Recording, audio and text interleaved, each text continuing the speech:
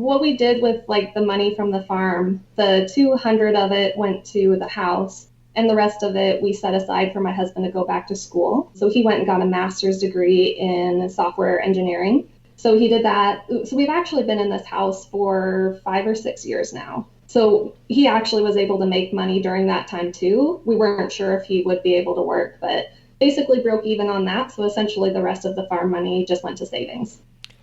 Got it. And so 5 or 6 years ago is when you bought it, so it's probably worth like 300 or 350 now, something like Yeah, that.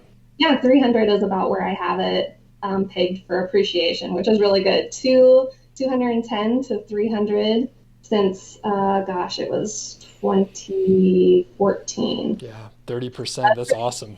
Yeah, Yeah. pretty good. So why did you buy the house outright versus investing it?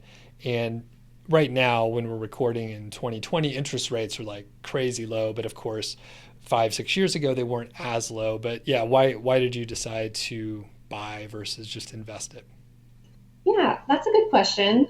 We talked about that at the time a little bit. I was still very new to investing and didn't really have a whole lot of comfort level. I don't know about you, like, when you were first starting getting into investing, like, did it come pretty naturally? Like, yeah, I just didn't have anyone to like ask about. So ultimately, we decided, we'd go ahead and just use the cash for it. But yeah, I do go back and think, oh, maybe we should have invested it.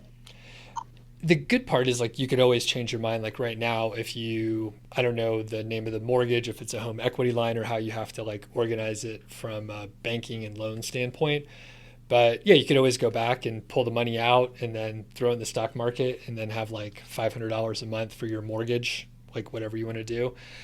And then, I mean, yeah, it's a good question. I ended up not really getting into investing until we had really saved up a lot of money and then realized we weren't saving it fast enough and we just had too much cash, basically.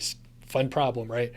And then we found Mr. Money Mustache and some similar folks who, you know, index funds, go Vanguard or something similar. So that's sort of where we aimed. And then we just bought a house that's, a lot more expensive, but it fits into like what we're trying to do, which I don't even know what we're trying to do exactly, but it fits in, budget wise. So I think the interest rates that we got in 2020 very good. So it's kind of a no brainer to go ahead and borrow the money and then put more money into the stock market. Yeah. And that's kind of what happened to us too. We were trying not to count on that money from the farm. So like not even thinking about it as it existing because you can have one bad year on the farm and it just wipes out all of your profits. So we really weren't counting on it. And then, we got the final numbers on like the cost, like how much we could sell the cows for and how much we could sell our remaining grain for. And then we were like, oh, okay, what are we going to do with this money? So a good problem to have, like you said. Gotcha. And to go back to, I guess it sounds like you liquidated the farm assets, right? So you didn't own the property, you were renting it, and then you would make money selling the goods, and then you just sold everything that you had and whatever assets you accumulated from like farm equipment or whatever. And then okay, so that's how you had the sort of lump sum. Okay. When you were doing that and accumulating, did you know it was going to be that much money, or you just all of a sudden you were like, oh, holy cow, like this is a pretty good cash out if we do it right now? Yeah, we didn't know. We did not know. Basically, our expectation was we're just going to try to break even, like try not to lose money. Because, my husband grew up with farming, and so he didn't really know if he was going to like it. Our expectations were just really low. Okay. And during that time, it sounds like, you mentioned frugality a couple of times. You currently have like a 50% plus savings rate. So, yeah, just tell us about it. And if you could share your like annual expenses, that'd be great too, to give people a scope of what, two people and a healthy dog cost. Yes, healthy is a very polite way to say it. He is quite a chunk. But yeah, so right now we try to keep our expenses at about 40,000 per year. So that's everything. And that's a really it feels like we're living very richly. Like I know that's something like Mr. Money Mustache talks about. Like he feels like he's living it fully, and that's how we feel about it too. Since we don't have a mortgage or rent or anything, essentially we're spending about 7 to 10,000 per year on travel in regular years, probably about that much in dog food. And so yeah, kind of as long as we stick with that, then we save and invest the rest. And we've done a really good job controlling our expenses, really fostering a sense of contentment with being happy with things and being grateful for what we do have. And 40K for two people, that's really, and that's no mortgage. So that's like, I mean, you guys, that's not super frugal because some people Yeah. are living with way less and they have a mortgage built in there too. So yeah, I feel like you save frugal, but it seems like you guys probably indulge in areas that you really appreciate. So travels is one of them. Do you have some others? It sounds like it's a raw dog food diet. Like that food's expensive. No, he's regular kibble. He's a kibble dog. But yeah, it's funny because like I started the channel around the time that we were like really feeling complacent with our money and really laid back.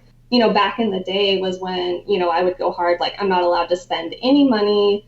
Just going kind of extreme with the frugality. So it's definitely a little bit strange to be talking about. But there are a lot of things that we are very frugal about, like our cars. We just bought a new car, $8,000 in cash. Like, compared to, we could have spent a lot on a car. The car I drive is worth about $1,400.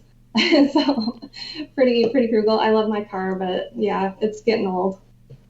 What kind is it? Honda Accord, Okay. uh, like a '06 or '05 or something. So a good car, Perfect. but I have a 2005 F-150. So it's oh, like, yeah, just plain, yeah, like an Accord. Like there's a yeah. ton of them out there and they're pretty reliable. They're cheap. It was cheap when I bought it.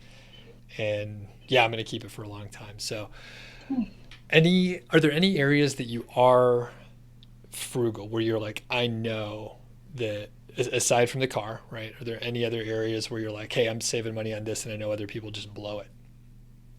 Ooh, clothes. I buy like secondhand, like almost all my shirts and pants and everything. I'm the guilty kind of American that has the closet full of crap. And so I was just looking in there the other day and feeling grateful that I had like all $3 items instead of like $30 items. So yeah, I think clothes would be one. And you asked kind of what other areas do we like to spend on? We spend quite a bit on entertainment. That's my husband's favorite category. So he likes playing online games, video and board games, that kind of thing. All right. And for the emergency fund, this is actually one of your more popular videos, so we'll definitely link it in the show notes and description for you. But yeah, what's in your emergency fund, and how would you guide people that maybe don't have one yet or they don't know how to approach it? Yeah, so I like to break up my emergency funds into about five different funds just because I feel like people don't put enough why into their emergency funds. People will set like an arbitrary like $1,000 fund, but you know, it's so much more meaningful to me to think through like, okay, this money is set aside for like if one of my brothers has a medical issue and I need to go to Seattle. So like calculating the cost of that. And then when I think about saving that money, it helps me save it because I'm thinking about my precious baby brother that I don't, that I want to be there for. It also helps me to keep my hands off of the emergency fund. So just helping with the boundaries of what that money's for. We keep about 24,000 in emergency funds right now, which I know is not incredibly high, but you kind of have to balance it, right?